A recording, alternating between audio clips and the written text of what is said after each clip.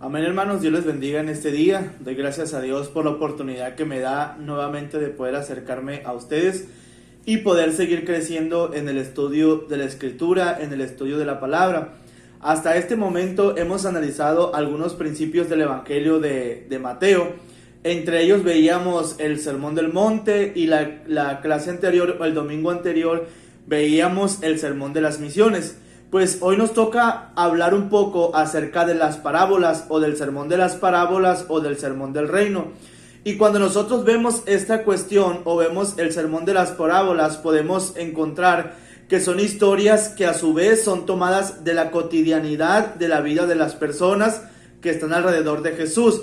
En ese sentido, podemos nosotros encontrar que el evangelista trata de poner a un Jesús que viene hablando desde una perspectiva entendible, es decir, que no usa muchos rudimentos, no usa muchos lineamientos que se usan en el templo para enseñar, sino que usa más que nada historias o acontecimientos del día a día para enseñar a las demás personas. Nosotros podemos situarlo, este sermón, o encontrarlo en algunos capítulos. Inicia del capítulo 13, vamos a ver el capítulo 14, 15, 16, para terminar con el 17. E inicia hablando de la siguiente forma. El capítulo 13, versículo 1 dice de la siguiente manera: Ese mismo día Jesús salió de la casa y se sentó junto al lago. Había tanta gente a su alrededor que tuvo que subir una barca y se sentó para enseñarles. Mientras la gente se quedaba a la orilla, les dio muchas enseñanzas por medio de historias.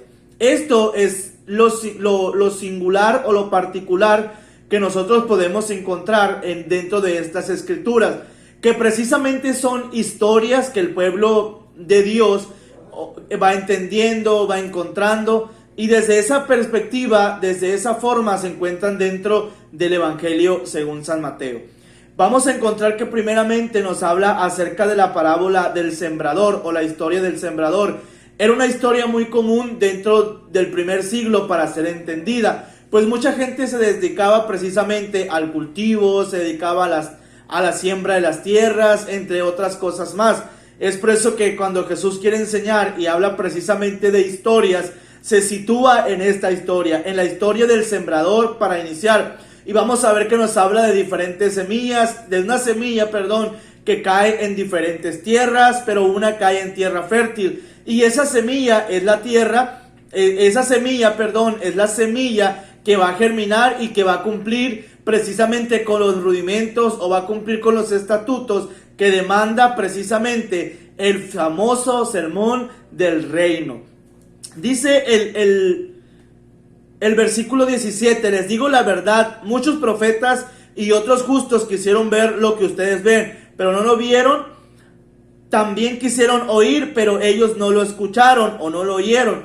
Es decir, que Jesús habla que este acontecimiento mesiánico, cristológico, o esta predicación, muchísimas personas quisieron escucharla, pero no pudieron escucharla. Entonces, el pueblo que ha escuchado, el pueblo que está escuchando en cierta forma, es privilegiado. Vemos también la historia de la semilla de la mostaza, que se ve más adelante, la historia del tesoro y la perla.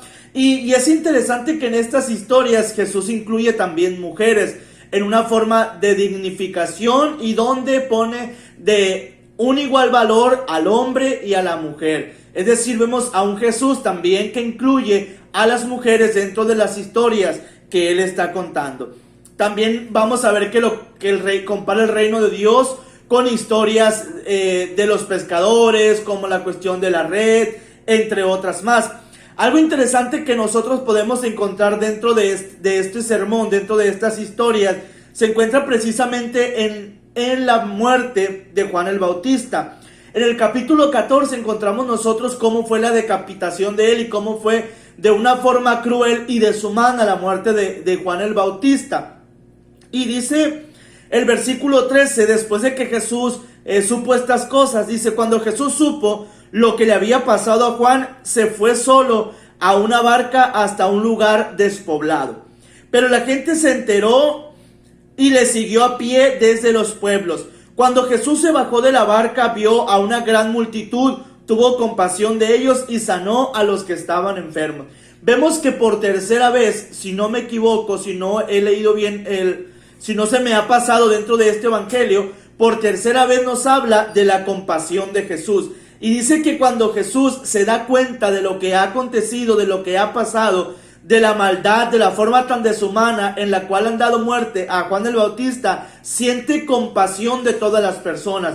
Otro de los evangelistas menciona también algo muy especial o algo muy significativo, y es precisamente que Jesús se da cuenta que las ovejas o que el pueblo está así disperso, está actuando de una manera deshumana, deshonesta, precisamente porque no tienen un guía, no tienen un pastor que los guíe. Desde esa perspectiva podemos encontrar que Jesús ha tenido compasión de la humanidad, tiene compasión de ellos por las acciones, las actitudes que Él ha visto y que Él ha observado en este acontecer.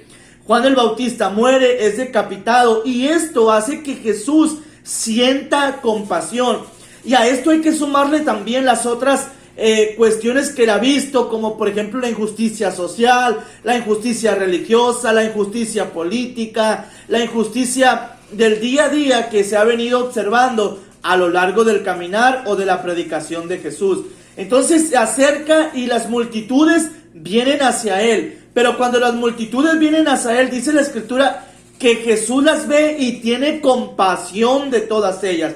Eso es algo particular y muy especial del Evangelio de Mateo, que no deja fuera la compasión, no deja fuera esta parte. Entonces, algo también interesante que nosotros podemos encontrar dentro de esto es que la compasión es algo que se extiende y que no es solamente de un pueblo. Vemos en el capítulo 15, versículo 21 en adelante, que Jesús va a ayudar a una extranjera. Dice el versículo 21, Jesús salió de ahí y se fue a la región de Tiro y Sidón. Una mujer cananea que vivía en la región salió y empezó a gritar: Señor, hijo de David, ten misericordia de mí. Mi hija está poseída por un demonio que la atormenta terriblemente. Jesús no le decía nada. Entonces los seguidores se acercaron a él y le rogaron: por favor, dile que se vaya porque viene gritando detrás de nosotros. Pero Jesús no era así, dice, y Jesús le contestó: Dios solamente me envió a las ovejas perdidas de Israel. Entonces la mujer se puso enfrente de Jesús, se arrodilló y le dijo: Señor, por favor, ayúdame. Jesús le contestó: no está bien darle a los perrillos el pan de los hijos. Ella le dijo: es cierto, Señor, pero hasta los perrillos comen de las migajas que caen a la mesa de sus dueños. Jesús mismo le dijo: mujer, tienes mucha fe, por eso haré lo que quieres que haga. Es decir, que el evangelio aquí, amados hermanos, se está extendiendo hacia las personas que no están dentro o que no son meramente hebreos o judíos. Es decir, que la ayuda que Jesús va a hacer a esta extranjera, de la cual él no estaba muy convencido, principalmente no era que Dios o que Jesús no quería, sino que la insistencia de sus apóstoles, de sus discípulos, era tanta que Jesús dijo: es cierto, o sea, Dios me envió a los hijos de Israel, no a los que están fuera. Pero cuando ve la necesidad y ve la insistencia de esta mujer, Jesús mismo ahí tiene otro momento en el que él tiene compasión y dice: mujer, he visto tu necesidad, he visto lo que está aconteciendo en ti, en tu vida, haré lo que tú me pidas. Y eso es fundamental que nosotros podamos entenderlo y que podamos verlo dentro de este sermón o dentro de las parábolas, que Jesús está incluyendo no solamente a mujeres, a pobres, a pescadores, a los más vulnerables, que eran los que sembraban, sino que también a los extranjeros. Está dando un giro totalmente diferente en la predicación y la labor de la iglesia. Y muchos de ellos en este mover, en esta predicación de Jesús, muchos quieren señales, muchos se acercan a Él, tal como lo habla el capítulo 16. Muchos se acercan a Jesús y les dicen: danos alguna señal, los fariseos y los saduceos, porque querían ellos estar seguros de que realmente este Mesías o esta persona que estaba predicando era el Hijo de Dios, o era la persona que realmente iba a venir e iba a restaurar. Pero Jesús decide no dar ninguna señal y dice: ellos son expertos en descubrir señales del cielo, señales de la tierra. Y Jesús les dice: pero ustedes no son capaces de saber el significado de las señales de los tiempos en los que estamos viviendo. Hay que recordar lo que está pasando, lo que está sucediendo. Los marginados están siendo tomados en cuenta, las personas pobres, las personas vulnerables, los pescadores, los sembradores, las mujeres, los extranjeros. Esto causa una revolución totalmente en el reino de Dios, en el reino de los cielos. Y esto es precisamente lo que Jesús quiere que entiendan ellos. O sea, no se dan cuenta de lo que está pasando, no se dan cuenta de lo que está aconteciendo, del mover tan precioso que está sucediendo en ese momento. Entonces, Jesús hace una advertencia en este mismo capítulo y dice: entonces entendieron que Jesús no les estaba diciendo que se cuidaran de la levadura que se usa para el pan, cuando está hablando de la levadura, sino que se cuidaran de las enseñanzas de los fariseos y los saduceos. ¿Qué era lo que había deshumanizado el mensaje de Dios? No era la ley, no era el mensaje de los profetas dados en la antigüedad, no. Eran las malas enseñanzas, unas enseñanzas que no tenían al ser humano como prioridad. Hay que recordar que el humano, que nosotros como personas, como seres humanos, somos hechos a la imagen y semejanza de Dios. Por lo tanto, todo aquello que va en contra de la dignidad humana, de la sacralidad humana, es algo que va en contra de las leyes de Dios. Es decir, que los saduceos y los fariseos tenían enseñanzas falsas. Por lo tanto, Jesús está diciendo: cuídense de ellos, de alimentarse de esas enseñanzas, de alimentarse de eso que está aconteciendo.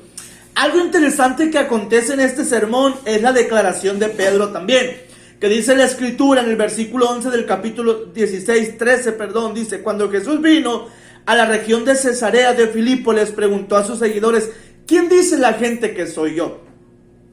¿Quién dice la gente que soy yo, el Hijo del Hombre? Ellos contestaron: algunos creen que eres Juan el Bautista, otros dicen que eres Elías y otro que eres Jeremías, uno de los profetas. Jesús les dijo: pero ustedes, ¿quién dicen que soy yo? Esto es fundamental, porque Jesús quería estar seguro que ellos tuvieran firmeza y convicción en lo que estaban viendo. O sea, a Jesús no le importaba lo que dijeran los demás, sino más que nada la fe que ellos estaban teniendo, que los apóstoles y los discípulos estaban teniendo en ese tiempo. Es decir, que a Jesús no le interesa lo que digan los demás de nosotros. A Jesús no le interesa lo que esté diciendo el mundo de nosotros, sino lo que nosotros digamos del reino de Dios, sino lo que yo estoy diciendo de la iglesia, lo que yo estoy diciendo del mover que estoy viendo en este tiempo. Eso es lo interesante. Luego vemos que Pedro dice: Simón Pedro le respondió: tú eres el Cristo, el Mesías, el Hijo del Dios viviente. Y Jesús le dijo: Simón, hijo de Jonás, qué afortunado eres, porque no fue un ser humano el que te lo reveló. Imaginemos si Pedro estuviera más atento a lo que estaban diciendo los demás que a lo que se estaba siendo revelado. Y vemos en versículos anteriores que Jesús habla que las personas no han entendido las señales de los tiempos. Pero Pedro en este momento ha entendido lo que está aconteciendo, y Jesús le dice: qué bienaventurado eres, porque no te lo dijo un hombre, no te lo dijo una persona, sino más que nada Dios mismo te lo ha revelado, te lo ha dicho. Y eso es fundamental dentro de la iglesia, que nosotros aprendamos a confiar, que tengamos una vida de oración en la cual Dios sea el que nos esté revelando cada día los secretos del reino de los cielos. Luego le dice en el versículo 18: también yo te digo que tú eres Pedro, y construiré mi iglesia sobre esta roca. O sea, Pedro, realmente el significado de Pedro es roca en el idioma original. Y lo que Jesús está diciendo: tú eres una roca, y sobre esta roca voy a edificar mi iglesia. O sea, voy a edificar una comunidad grande. Y vamos a ver que en el aposento alto, en Hechos, en el capítulo 2, vamos a ver que el primero que se levanta a predicar y el que toma la autoridad dentro de la iglesia, ¿quién es? Pedro. Porque Jesús había dado esta responsabilidad a él y había hecho esta encomienda. Dice: tú eres Pedro, y sobre ti, Pedro, voy a edificar una iglesia. Porque tú, Pedro, eres sensible a la voz de Dios. Porque tú, Pedro, escuchas lo que Dios está diciendo. No porque Pedro de él iban a venir muchos sucesores más como persona. como algunos lo creen, y de ahí se iba a desarrollar el papado. No, sino más que nada porque Pedro ha sido sensible a la voz de Dios.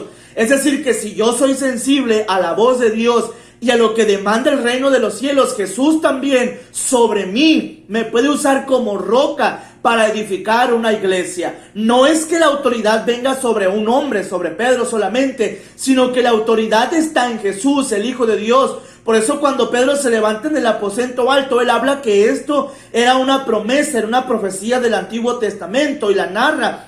Y habla acerca de este acontecimiento maravilloso. No dice, es porque a mí se me dio la autoridad, no, sino más que nada que era parte de la promesa que venía dada, o que había sido dada para el mismo pueblo, para nosotros como creyentes. Luego Jesús habla del seguimiento y dice en el capítulo 16, versículo 24, entonces Jesús le dijo a sus seguidores: si alguno quiere venir en pos de mí, quiere ser mi seguidor, tiene que renunciar a sí mismo, aceptar la cruz que se le da y seguirme. Es decir, que el camino de Jesús es un camino de renuncia. Si yo quiero llegar a formar parte de esta iglesia, de este pueblo que Jesús ha conformado o ha formado, ha profetizado en este capítulo, yo tengo que renunciar aún a aquellas cosas que para mí son importantes, aún aquellas cosas en las cuales yo creo que tienen más significado que el reino de los cielos. No, Jesús está diciendo, si quieres venir en pos de mí, niega tus caprichos,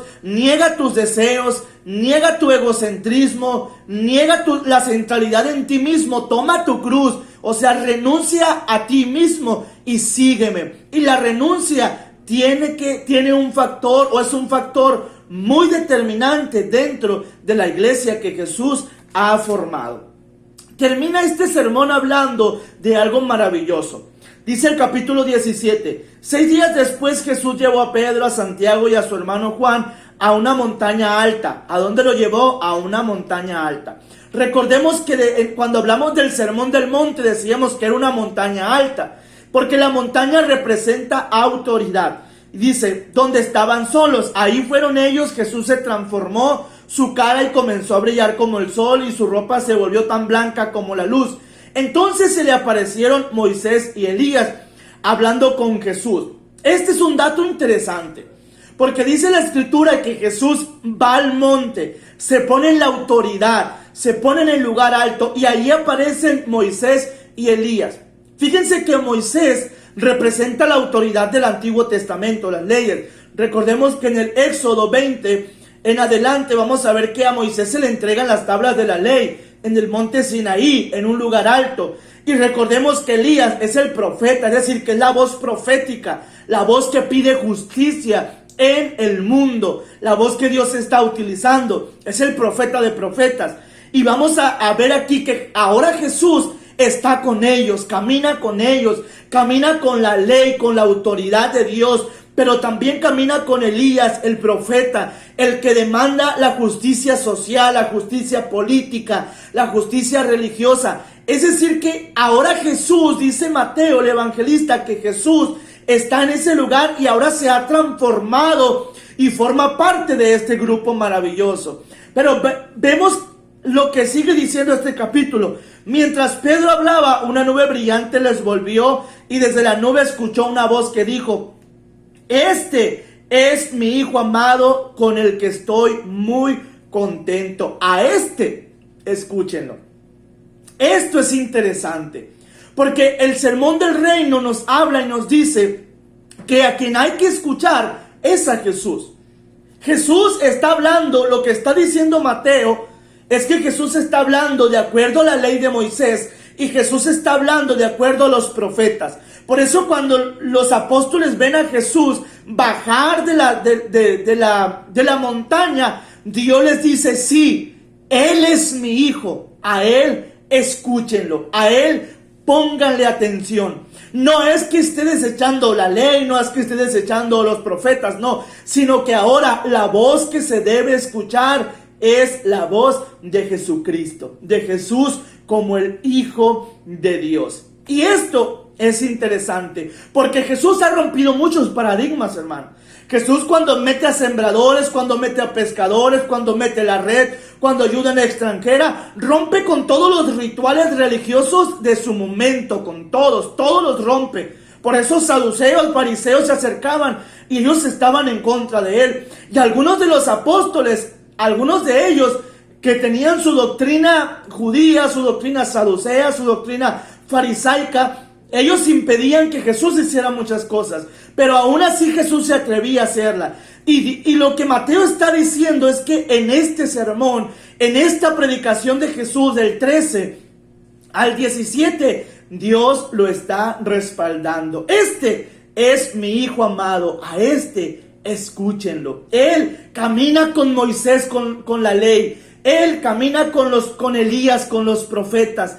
Él camina con la voz profética. Él está restaurando. Él está transformando al mundo entero. Así que yo les invito, amados hermanos, a que en esta semana vayamos y leamos esta parte de la Escritura. Y cuando nosotros la leamos, encontremos a un Jesús dinámico, a un Jesús interesado por los hombres, más que por las leyes religiosas, más que por los sacrificios que pudieran existir en el templo. No, este Jesús camina con Moisés, camina con Elías, y Dios dice: a este escúchenlo. Y así es como va a terminar esta parte del sermón. Vamos a ver la próxima semana cómo continúa, porque todos estos sermones que estamos viendo tienen que ver con principios éticos, principios morales, principios sociales, principios religiosos que la iglesia misma tiene